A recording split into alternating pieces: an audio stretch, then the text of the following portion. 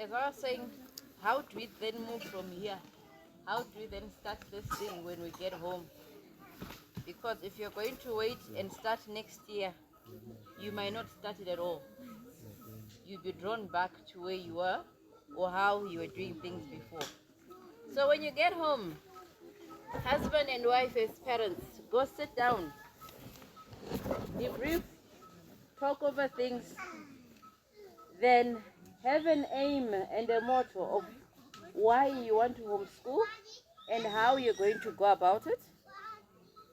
That way, it will create a system that you'll be able to be accountable one to another without you waiting for a community to help you around. Name the school. Don't just have a homeschool where people ask your child, where is your school? And the child just says, I'm homeschooled. If people ask the question, your child should answer that I do go to school. And then they'll ask, what's the name of the school? If they do ask that question, the child should be able to say the name of the school. Then if they decide maybe to go further to say, where is the school? Then maybe the child can say it's at home and all. Because sometimes kids are put in a corner with too many unnecessary questions. So if you're also not ready for too many questions, make sure your homeschool has a name. It should be identified with something. So your aim and your motto also will be able for you to identify the name and the name of your school and your values that you're trying to stand for. So please keep that in mind.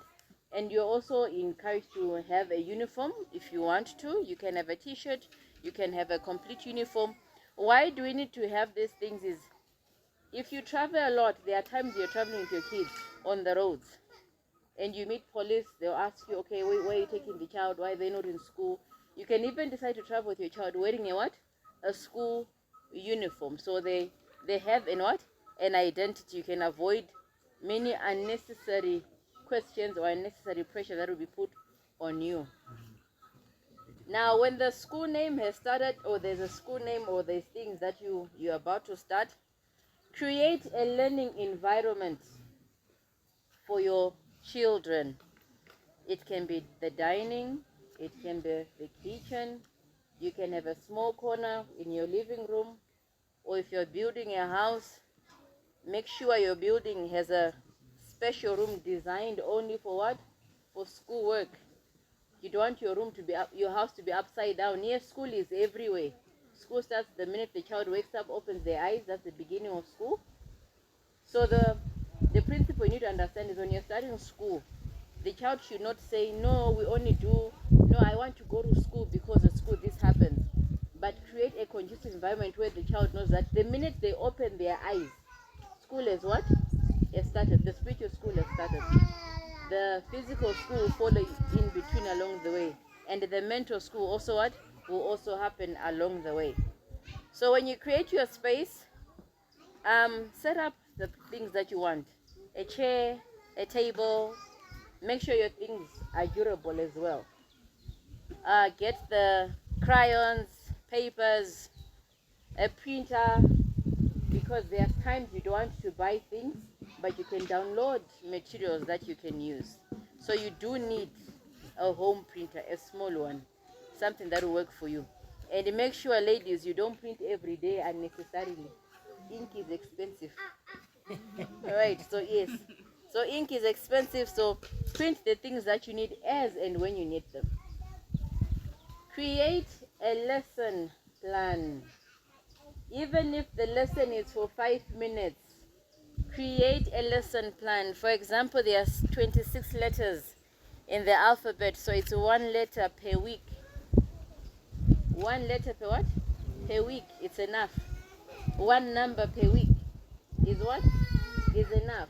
So the things that you decide to do within that letter is up to you. Not everything does the child have to sit. Today you do a coloring page. Tomorrow you do a cutting craft. The other day you go outside. So you play around the 5 days what you can do with 1 letter. You even add in colors. You use 1 color per week. So you play around with all those things to say, what can we do? And Fridays, personally from my side, Fridays are no school day because it's preparation day. So we are all preparing for the Sabbath, the cooking, the what. It is still a lesson time. So Friday, maybe they'll learn in the kitchen as a full day or half day, whatever you decide to do.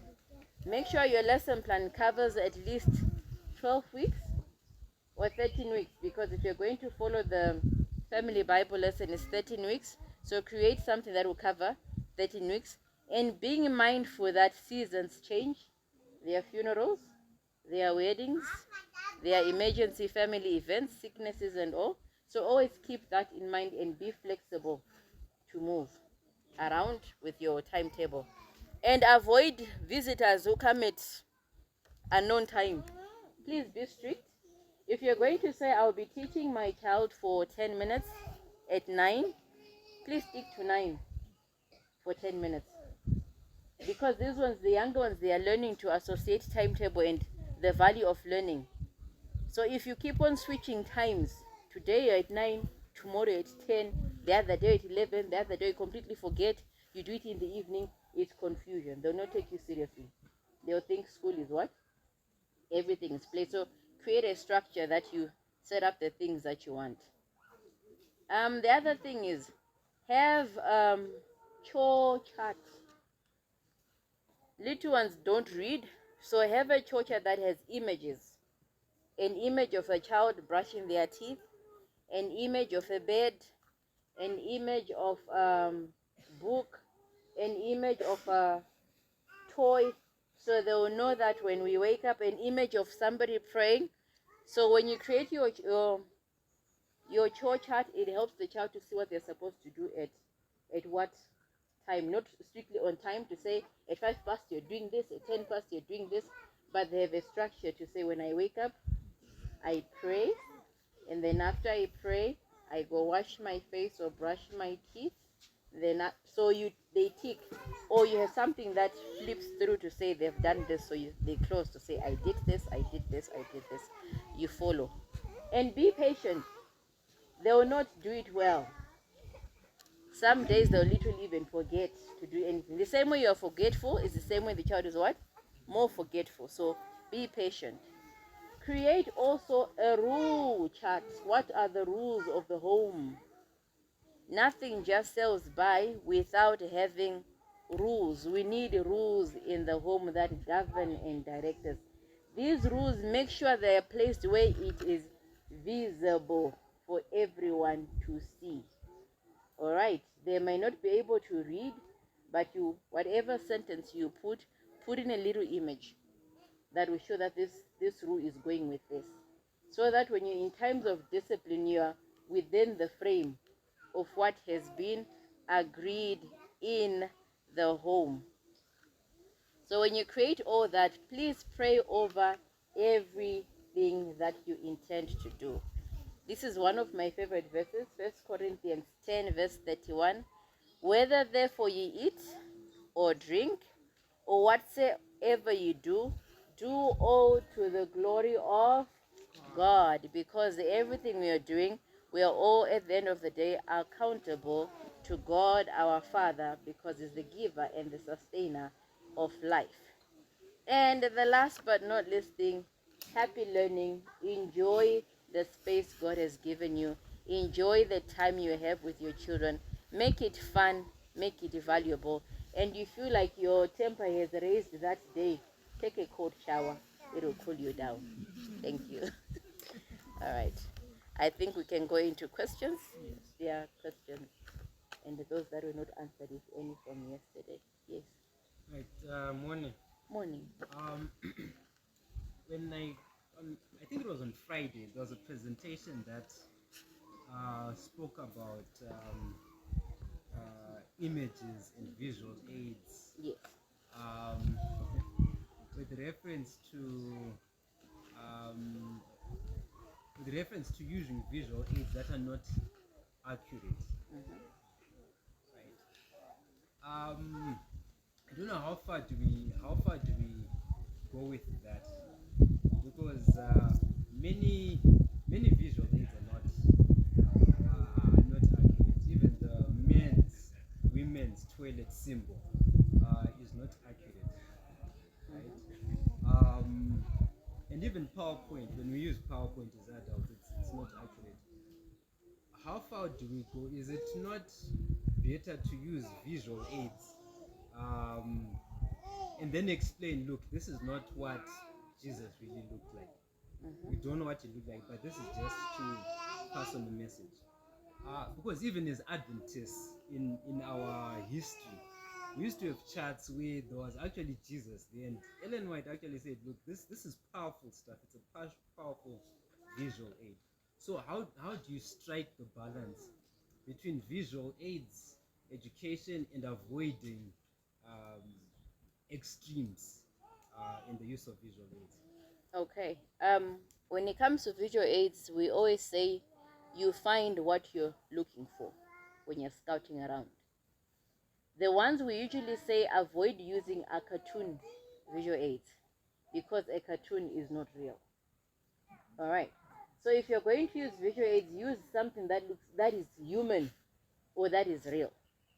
I can't take a talking vegetable and use it as a visual aid. It doesn't work. I've never seen vegetables talk, so I need to teach truth. So use images that are real. And when it comes to the image of Christ, that one is a definite. We always have to explain to say, this is not him, but this is what somebody was impressed to say he might have looked like this based on how they've understood the word and reading. All right, because you still find even different images of Christ. Some even make him not to look that handsome. He looks like no more, in a more sense. So find aids that work well with you. Cannot run away from it. It is there. Our age is different. These ones work well with visual things. Use what will work for you, and if it's explaining to the child, explain in a way that they'll understand. Make sure you get a lot of felt images. Those ones, I find them to be really, really good. Yes. And also, when you're creating a library of books, avoid books that have unreal stories. All right, we don't teach children fable stories. We try to teach them real stories. All right, and the story that has a deeper meaning, and get books that the image as well has more of people than cartoons. Then you're creating a system that works. I think some of these things you get answered if you go through the 10 Principles course on the Sunlight website. Please go through that. They will cover everything for you, and then it will help you to get the whole concept and the whole picture along the way. And may I add, images are powerful, and I'm sure the enemy knows that too. So if you would want to divert your attention to that which is not the real McCoy, he will use the images to his advantage. So the point was more or less to say, you want to train the imagination of yourself, the imagination of your child, to be able to hear and to start picturing in the mind what they are hearing, to a point that their understanding is not just limited to having, just have to see something. If they don't see anything, they will not be able to conceptualize what they hear. So I think that's basically the point. So where and as appropriate, as my wife has already said, it could also be age specific and all this. You should really be saying this is really appropriate, using the right images, and I have to, for me to be able to get this message across. You are avoiding creating an attitude where everything is just, oh, these images, and these are Bible cartoons. I want my child to learn about Moses and Joshua and Bible cartoons through and through. Then you are beginning now to open a certain door that the enemy will use to his advantage to kill whatever imagination you or your children may have in the reading, in the understanding of the scripture. That's why when you read about Christ, when it says, he was dejected of men, and he was not even comely, he was not even attractive. It's difficult to comprehend that Christ was not attractive because of the visual aids that we have been bombarded with. They present Christ as this handsome, kind of guy. But Jesus Christ had a beard. You know this, eh? Yeah? And he was a carpenter, for crying out loud. Respect to all carpenters out there. But he was a carpenter, for crying out loud. The guy was, you would pass him by. That's basically how he was. But the images that are presented to us, they don't seem to depict that. So that's really the point we need to drive home. That where possible, let us just get our imagination to run wild from how the scriptures we are understanding them. But if the aids will come in front and the scriptures will come behind, the scriptures are going to drown. The aids will be the ones that will take over. We will fail to understand the word itself. I just wanted to add.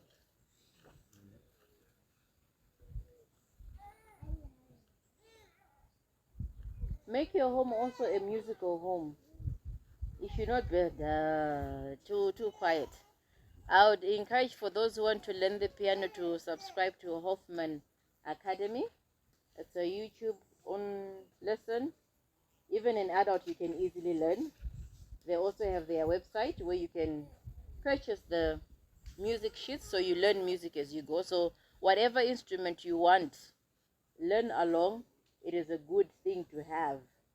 It makes the environment even more pleasant than for it to be too quiet. I've had people who, from experience of meeting other children, would ask to say, Auntie, is it sinful to have a piano? And in my head, I'm like, no, you need to have it. Says, oh, we didn't know that. So also be mindful of the extremities of saying you might reduce things to say, no, we're not doing this. You end up having a boring life. What we want to avoid is our children coming to a point where they'd rather be in somebody's house than your home because you're not doing it the right way. So if you want your child to be in your home, make it as pleasant as much as possible. Today we don't have questions. Any more questions? Maybe a comment. My prayer for you, my prayer for myself, is to have our homeschool attractive in such a way you don't have to advertise. The people, when they just come to see, they should be drawn to want to do it too. I want that to be clear to everybody here. There is no point, my brother, you standing up there in church and making a Bible study. You know, homeschooling is right. We're supposed to help educate our children. There's no need. You just do the right thing and do it well. To a point, if I come near you and smell whatever you're doing, it should be so attractive. I want to do it too. That's the simplest rule. Even Christianity, if we lived Christianity that way, in such a sweet, smelling, and attractive way, the people out there will say, this man, this woman, what exactly do you believe? I want to believe what you believe because it's attractive. So the point of saying, let's not make sure whatever we are doing is so unattractive to a point it repulses people. Then we should say, no, I'm being persecuted. I'm being persecuted. These people don't believe what the scriptures are saying. This is persecution. Really, it's not persecution. You are just doing these things the very wrong way. To a point, people are actually feeling sorry for you and saying, you know what, it was best this child was just taken to a certain public school. They're feeling sorry. It shouldn't be that way. That is where the problem is. Because if the government would come and say, I would rather take your child from you and put him in a public school, it's because they've seen the condition which you have are worse. It's that simple. There's no way a government can come and find your homeschool in such a way that it is organized, it is disciplined, there are things happening and all this, and they would say, no, we still have to take this child away from this environment and throw him out there. I don't think so, humanly speaking. But for the organization to come and say, no, my friend, no, this is not how you should treat the child. We need to take the child away from here. It means that the environment is just not conducive and it is not attractive. So I think let's keep this in mind. Let's not call persecution before it's time. Because some of us will say it's time to be persecuted because you're just doing things wrongly. Let's make our homes attractive so that even the critic, when he comes to your home, he should get out there saying, wow, you're like what, who is this? Philip, is it Philip the king who said, telling Paul that you almost made me a Christian. I've just been so attracted with what you are saying and what you're doing. I want to become a Christian too. Your critic, my friend, should come and say, I want to homeschool my children. While he's saying that, please keep records of what you've done in a term or in a year. Keep record. Record keeping is very important. Keep your records with you. It will help you in the long run.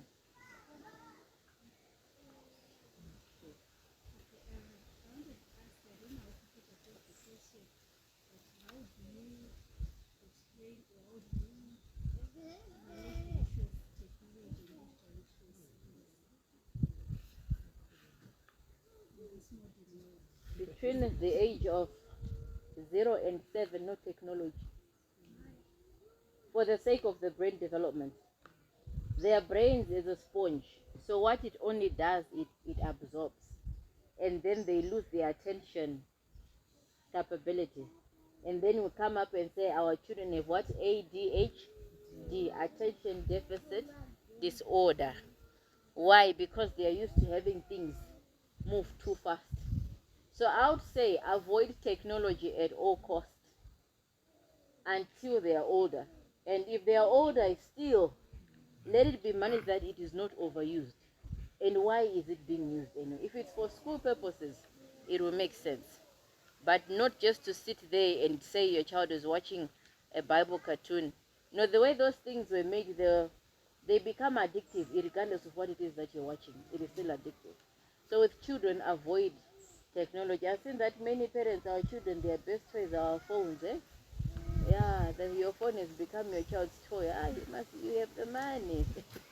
Please avoid making your children attached to your things. The only way also they can learn to attach themselves to this is by you also not being too attached to it. So they shouldn't see you too much on this thing. Sometimes they pull it away from you, or they can throw it down because what they want is you. So put it away and use it sparingly.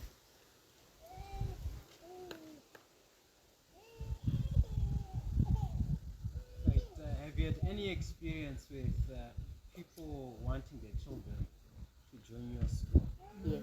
How did you handle it? And were any of them non-Adventists? How did you handle that? All right. I ran a school between 2017, right, Martin? 2017 and 2019. Yes, it was not really wanting a school, but it was the thing of saying parents want their children with me because they've seen what I do with mine. So I was like, no, bring them over. So at first it was nice. It's really nice. Trust you me, it's nice to have kids and to have the money because it's not something that I'm doing for free. The challenge comes in character building because you then look at your child and say, I'm not winning. Because once you involve other kids, it's like you're serving two masters. You end up trying to keep those ones with you, so you do more effort on those other ones, and then you might somewhere find yourself forgetting yours. Or even while you're training those ones to unlearn what they know, your child learns what they So that was my personal experience. I had a Catholic child. She was really good. The parents were satisfied with the results and what was happening. And all the kids that went through me are top students wherever they are until this day. Most of them are still calm. One noisy, which is allowed. But I closed the school because of what I saw happen with my children. My child, one day I saw my child practicing Kung Fu. Though you could see that this Kung Fu is off, she doesn't know how to fight. Because I had boys who would fight. They would play fight. I saw this, then you're like, no, don't do that. So you're peeping through the window and you're seeing your daughter as if she's doing a slow motion movement. She's trying Kung Fu and it is failing miserably. So it was like, you know what, I have to put this on hold. We're not running a school. If I decide to run a school, it means I'll do it the white man's way. My children have learned. I am done, graduate. I'm a grandma. I need children to play with. Bring your kids. Because the other challenge is many parents do not follow. You give them assignment to say, please do this with your child. Do this memory verse, sing this song, remind the child this. Then when the child comes in the morning, I want to report. The child will tell you, know, my father was watching soccer and my mother told me she was tired. So then what's the whole point? In the long run, you lose yours. It took me 2 years for my kids to unlearn certain things. So that's your biggest challenge to say, if you decide to run a school to help others, your children will get those things. Now to unlearn them, it's a long, long process in the long run. And they also struggle to come back to say, we are just you. We're not adding more students. So it's more like, we need the school. Then they say, no, we don't need it again, but we need it. Yeah. Maybe if I may add from the experience, it should not be understood that the Mandula family are against schools and things like that. You know, the concept of school, that's Sister White broad. If you want to have like a home school where you have several children, the emphasis is let parents of the same mind come together. That is the key word. So you can, and perhaps you should, if you can, run a home school, you know, having students come, and it's beautiful. But I think the issue of saying that you parents who are doing this, you're of the same mind, then it eliminates the challenges that we had encountered, where you're having from all sorts of without, you don't even have one mind, and you brought all these kids together and they're in this kind of intimate environment. So yeah, like that, sometimes it can bring in negative results. But the school in and of itself, to create a school like that under Adventist principles, it's beautiful. We saw a lot of results, as you said. You know, the kids were literally crying to come to school. One parent said, "My child, I struggle to wake up my child. But ever since they started coming to your school, the child says, Mommy, it's time, we need to go to school." Literally. And when the child is sick, the parents will say, "My friend, you're sick, you need to sleep." "No, Mommy, I want to go to school." Because of the way all these principles we're talking about, when you implement them, they're really beautiful for the young ones to experience. So, in and of itself, I think it's a very good idea. But keeping in mind that if you are not of the same mind, and you are, of course, others maybe could be convenience, others your doctors, your what, but you think this one is a good mom, you agree, you cooperate with each other, as she was complaining. That when it's time for homework or things like that, there will be cooperation. And the Bible principles here at this school at home will be the same. So when it is done perhaps in that way, it will yield the necessary result. But not for you to say, you know what, people are just coming to me and saying, you know what, I want to bring your children into your school. They're coming from all over, with all over, whatever mindset they have, and they come into your home, then you could be inviting disaster for yourself. So I just wanted to underline that in a way.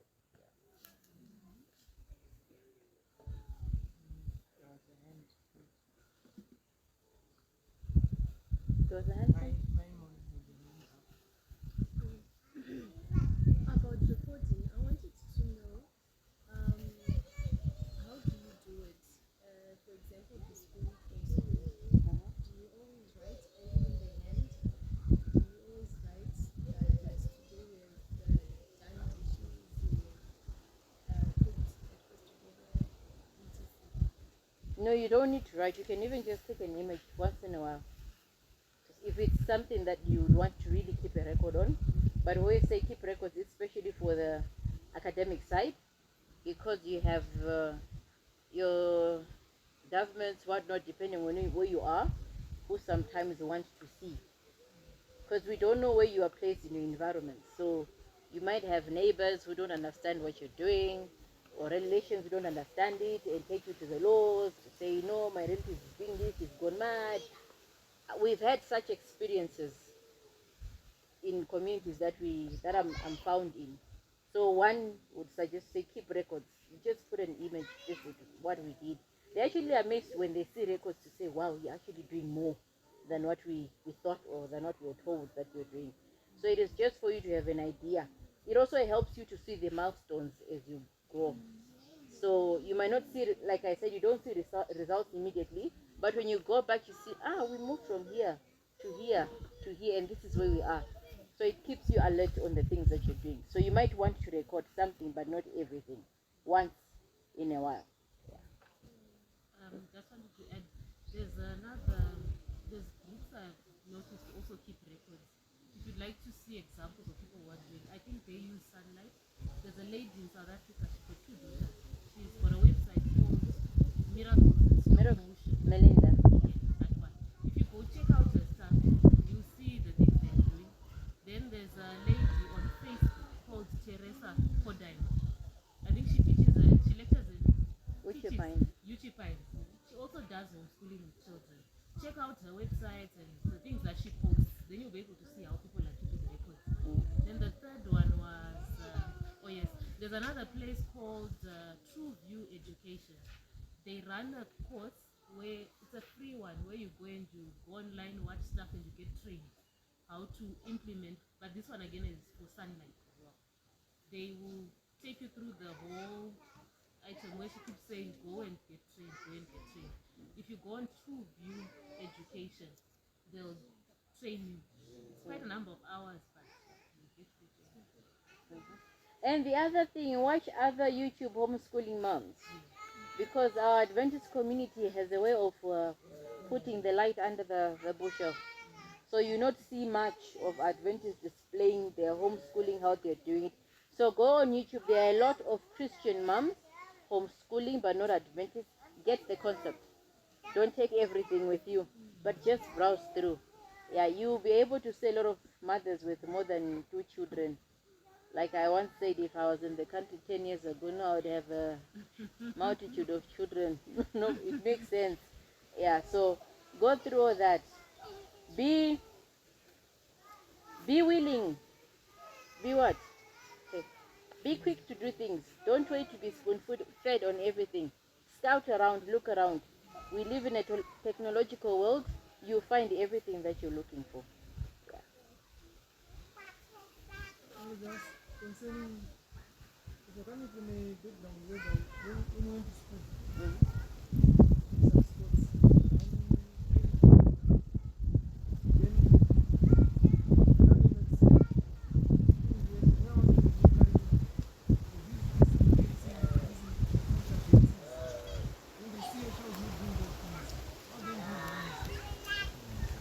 it is not necessary. Not every school does that. So there are some things you don't force it on yourself. Just because we are not taking the school system into the home. No, that's not homeschooling. If you find yourself doing the way the school runs it, then it's as good as you just sending it out to the school system. Alright, so you don't have to take everything. You're trying to raise your child in the right way, the godly way. You're telling them truth, teaching them truth. So when it comes to cultural things, they know what culture is and what the culture does. And you give them the background of the culture. But that doesn't mean do what that culture does. So you're only just teaching for the knowledge of. Well, like from my side, we have a culture, Achewa, they believe in Jigure. So my child knows that. There are these things. And she knows what it means. But she doesn't have to do this cultural thing. It is not necessary. Besides, our culture is the Bible. That's our first principle and underlining factor. So it is not necessary. If you want to do sports, it's good. You play with your child.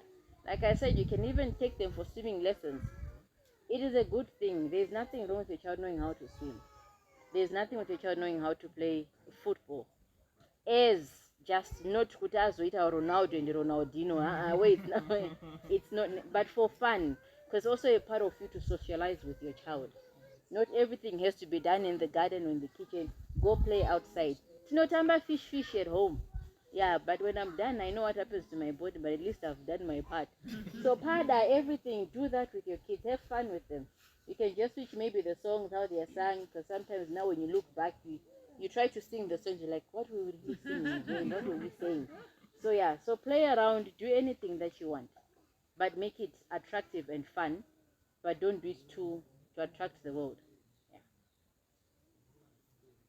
so maybe as a follow-up, I know card playing is prohibited. What about this draft? Chess. You don't want to on that? Sister White, she does counsel, not just to kids, but even to us as adults. That we need to avoid games that are, what's the word that you use? You know, they just make you docile. You just sit there and then, those are not games, in simple language. Yeah? And also, you know, the enemy is clever. Do you know the background of chess? Do you know what chess tries to communicate? No? Why do you think they're black and white sports? Why do you think it's black and white, black and white? Where do you play? You play in the white and the black.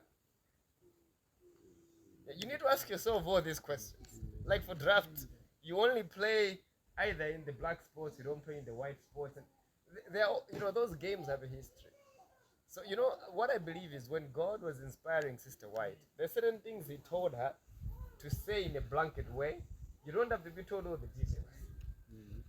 Okay, she just says no card playing and these games which you just No know that. chess. Maybe by the time she was talking, certain games had not even yet been invented, but the principle remains the same.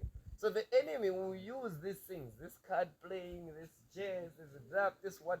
He has his own way of introducing certain evil habits that can settle into your home without you knowing it. So when God gave a blanket statement that these things please avoid, if you want to play a game, it has to be constructive. You really have to know what you're constructing out of this. That at the end of this, my child will have learned this and this. I'm not trying to say you cannot play a game while sitting down. For example, Scrabble. Scrabble is a game that is very constructive. You can sit there and create words. You know, you're just given this tiles, you create a word and what, but you're sitting down, but you're exercising your mind as you're doing it. But when you talk about card playing and you talk about Monopoly, huh? Where you win this money and you get whatever and it teaches you certain things that perhaps you don't. You're planting a seed you may not be ready to come and harvest. So there are certain games, but the Lord should give us discretion. That you know what, you need to ask yourself a lot of questions before you just introduce it in your own self as a parent, or even in the life of your children. Like at home, we have it's a board game. What life? It's called what do we call it again? What life? That one about herbs. Yes. Yeah. So it's a game about herbs. So it's like it's a journey. That when you get injured, the child will put out a card. Okay, I've gotten injured. I have a scrapped knee. Then you find a herb that you check the herb that you have. That this herb helps a scrapped knee. Oh yeah. This helps. If you have comfrey and whatever, with a scrapped knee, it's going to help you. So at the end of the day, the child will know that when I'm scrapped, comfrey can sort me out. When I'm hungry, there are wild plants that you can actually eat and you can actually sort yourself out. If you have a stomachache, you can have this. If you have poison ivy on your shoulder, you can do this. So it's a game. We are playing and they're having fun doing it. But in the process, they are making these connections. Comfort, this, that. So all I'm simply saying is, I am not just trying to say you can't play a game while sitting down, or games you have to run. Because there's some running too which is taking you nowhere.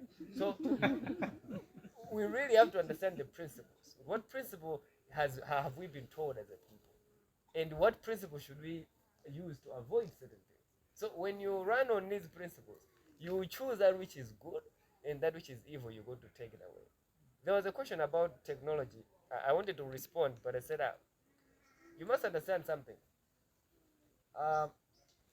These things are addictive in general. Okay, even for some of you here, you're failing to move without your phones. Am I lying? They are addicted in general.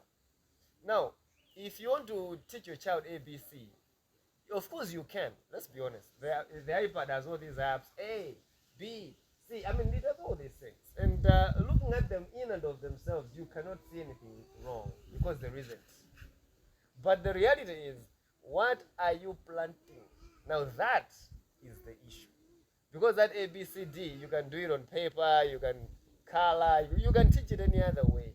But if you want to teach it in a way that also creates a certain addiction for your child, you're doing it to your own peril. Because that child will lose the sensibility of you, mom, drawing this A on the board. He would rather come to the iPad, A, C, D, and mom, I would rather just do it here. Now, when this gadget is already in the hand at the age of 4, at the age of 2, I'm not seeing where you're going to take it away. So it means it will be like this until. Now, if you are struggling, you've gotten a phone while you're already 25, but you're struggling. Now you want your child to study at 2. Now you're beginning to see what we are doing here. So technology is not wrong. I want us to understand each other very well. It is not wrong. But there are certain things the enemy knows that they are calculated to draw you into a certain direction without you knowing it. Yeah? So let's not get too excited. You know, my child learns on the iPad. You know, let's not get too excited. It's good to be technological advanced, but maybe let's deliberately move a little bit slowly. Because Sister White says, even in fashion, don't be too far ahead. Yeah. But don't be too far behind. So I'm not saying as a people, just go to the other extreme. That's not even wise. To saying, you know what, I'll not even have a phone. There will be no one. That's not what I'm trying to say. So don't go to the other extreme. But be mindful that there are all these technologies going on. but at an appropriate time and in an appropriate way that you can monitor as a parent. Start introducing these things in the lives of your children. Maybe there's a subject you want them to use the iPad, it has to be that subject, but not make it in a way that it's everything. It has to be the iPad and this and that. That can become problematic at a certain point in time because we can't avoid these kids who use these iPads. Make no mistake about it. But I think we have to be very mindful how we are going to introduce them to the lives of our children.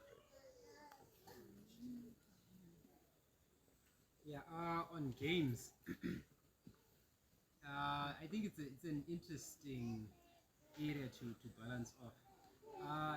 On one end, Ellen White says that football is not the best, and then she even says that the kicking of the ball, even in its innocency, can easily boil down to something that's not appropriate. But then in another place, she then says, parents, be involved in your children's sports. Yeah, go play with them. Go play with them. So it's a very sensitive area that I'm just trying to give inspiration to give balance. Now, my question is, do you have any resource centers where we can source these games? Because I remember one time we actually had to invent a game, a Bible knowledge game where how many Bible characters can you name who start with D? And I remember that evening we had fun, all of us taking turns trying to name Bible characters that start with D. But I think it will help us if there is a resource center where we can easily go and check these different games so that we don't have to work on inventing. Alright. Yeah, I think I'll share some links. Either I'll send Cindy, Munya, or Charles. I'll work around that when I have life on my phone. Yeah, I'll work around that. We'll share. And the community also, the Advent is still also creating. There are some people also trying to create even more games for you to have. Maybe the pilgrimages. You have all that. Even the pioneers also. There's a game on all that. So there's a lot that you can find out there that is good. So what I have, I will share once I have life on my phone. Yeah. But that said, you can also encourage him. What you're doing is brilliant. Yes. It's excellent. Actually, you should start there and be more creative. Actually, I would even say Create the game. He doesn't need those links. So you go ahead and create an So my point is, listen. My point is, we are trying to create a generation of things. Yeah. You understand? So even for your child, ask your child, can you think of a game? So let your child think, okay, what can we do? That is what is more commendable. But I know not all of us, maybe we are, created with such minds. So if you're like me, whose mind cannot think quickly and create a game, then that link will become very handy. At least it will give me an idea, I'll be able to play with my children. But if you already, and if you can encourage that you can actually be creative, I think that is very beautiful to hear. That someone can actually create games. Besides, the links she's going to share. Who created those games? Thank you very much. All right. Thank you so much for that interactive talk. Perhaps maybe if you still have got more questions during those small breaks before we leave, you can still just maybe just go nearby and ask.